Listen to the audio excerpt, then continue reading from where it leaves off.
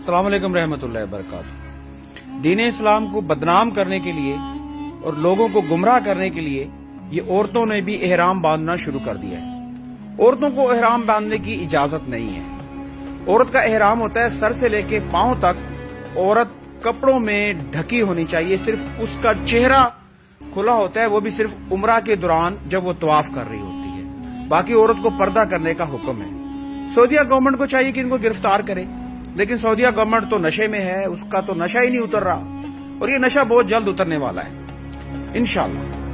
ये कुछ हो रहा है कि एक कंधा खोल के औरतें तवाफ करना शुरू हो गई हैं, गुमराह कर रही हैं लोगों को, इस्लाम को बदनाम कर रही हैं, इनको गिरफ्तार नहीं किया जा रहा। इससे बड़ी बेहयाई और क्या होगी। इस वीडियो को ज्यादा से ज्यादा शेयर करें ताकि इनको गिरफ्तार किया जाए। अल्लाह हाफिज।